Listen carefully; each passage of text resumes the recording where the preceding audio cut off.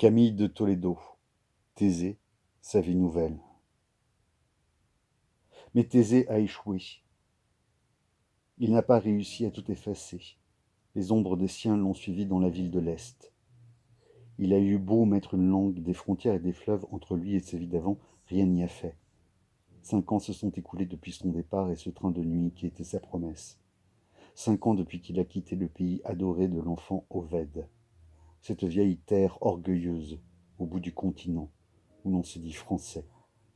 Et ce qu'il compte aussi, ce sont les 13 années qui se sont écoulées depuis la mort de Jérôme, son frère, qui rêvait de montagnes et de grands horizons. 13 ans d'efforts pour oublier et rompre avec les siens. Et maintenant il note ces quelques lignes pour fixer ce qui s'effondre en lui. Alors qu'un voile de nuit est tombé sur la ville, où je suis allé pour me reconstruire loin du souvenir des miens, de cette saison des morts qui les a emportés, j'ai compris que je n'y arriverais pas. Pendant 13 années d'évitement, j'ai voulu effacer leurs traces, mais j'ai échoué.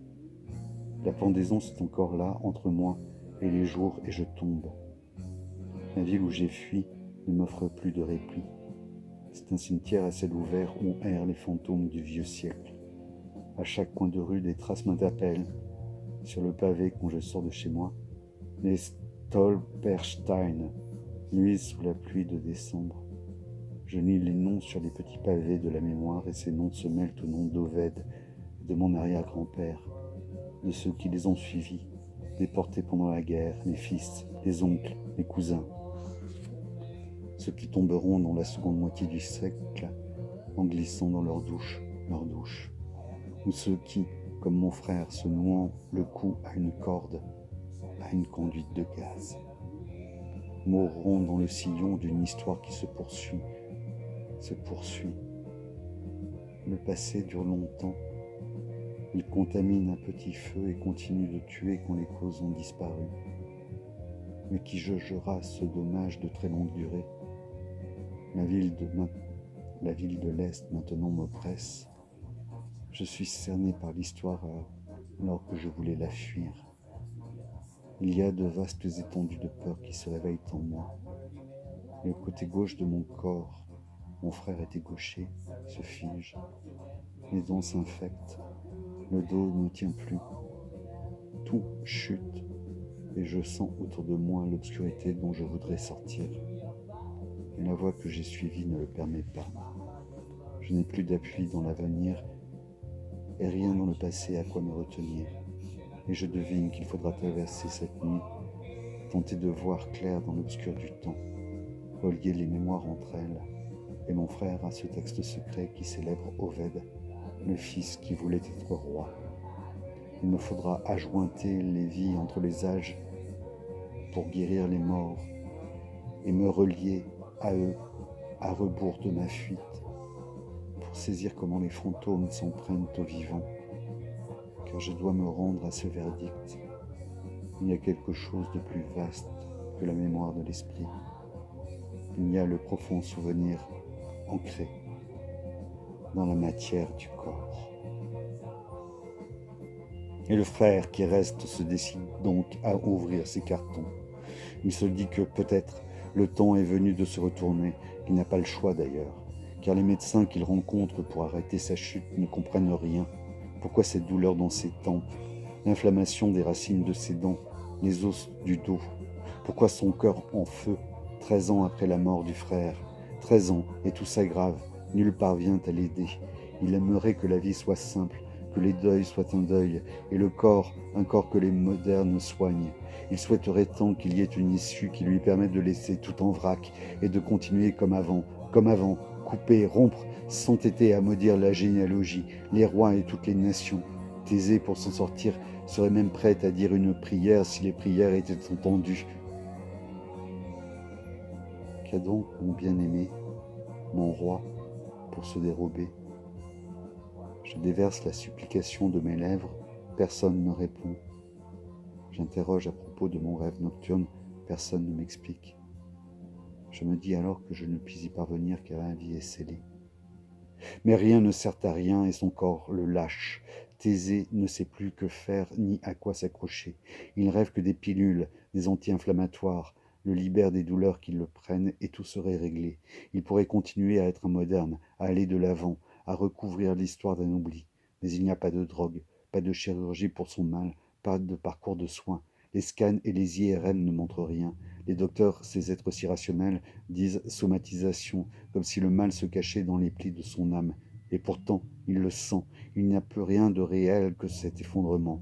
Pour lui, c'est matériel, ça le tord. Il voudrait pourtant se tenir dans les bornes de ce qui est scientifiquement prouvé, trouver un docteur qui le libère de cette charge de survivant. Il refuse pour l'heure de se tourner vers d'autres thérapies plus sauvages. Plus tard, je le sais, il y aura ceux qui lui diront de retrouver Dieu.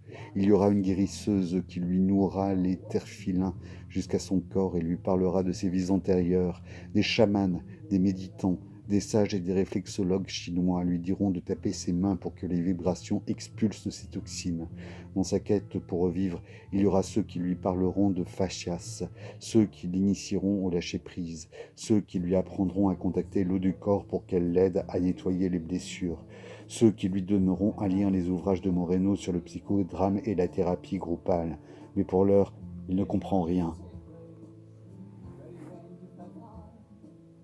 Il sent qu'il y a en lui une peur généalogique qui l'emporte, et aussi la menace que chaque famille fait peser sur ceux qui pourraient révéler le secret, ceux qui sont souvent à leurs dépens, les gardiens de l'ordre, et encore ces morts qui forment une assemblée silencieuse, sévère, qui l'accable.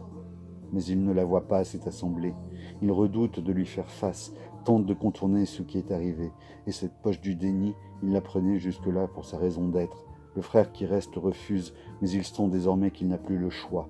Il devra faire face aux preuves, ouvrir les cartons qu'il a emportés avec lui, car il faut quelque chose à quoi tenir, sans quoi la vie chute dans un vide sans fin, et peut-être que la mémoire est cette attache qui lui manque. C'est ce qu'il espère quand il renverse tout par terre. Le manuscrit de Talmaï, les photographies, les albums de son enfance, toute la vie juive occultée sur un sol allemand. Thésée note. Je ne vois rien pour l'heure. Tout n'est qu'une brume de colères et de regrets.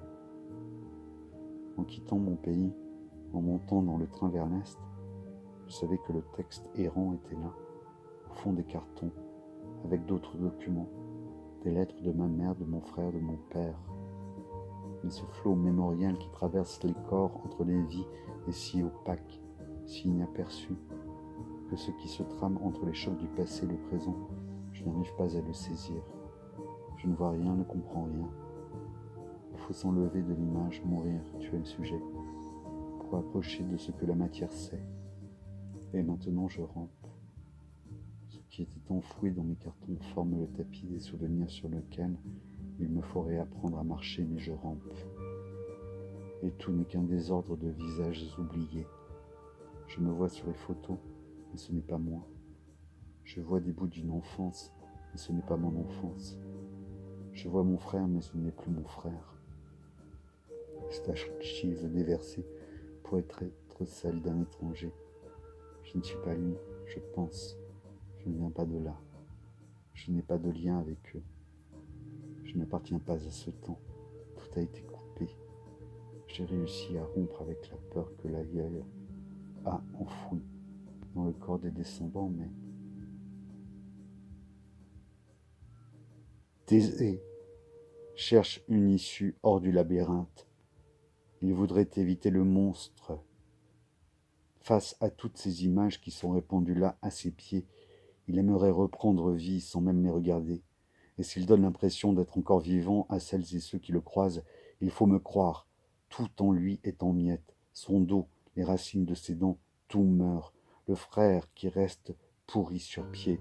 Il a commis l'erreur de croire les siens au dehors, dans les cercueils où il les a laissés, au fond d'une tombe lointaine, dans un cimetière en pente, le long d'un lac cerné par des moyennes montagnes près de la frontière suisse, alors qu'ils sont là, dans l'eau de son corps, dans ses os.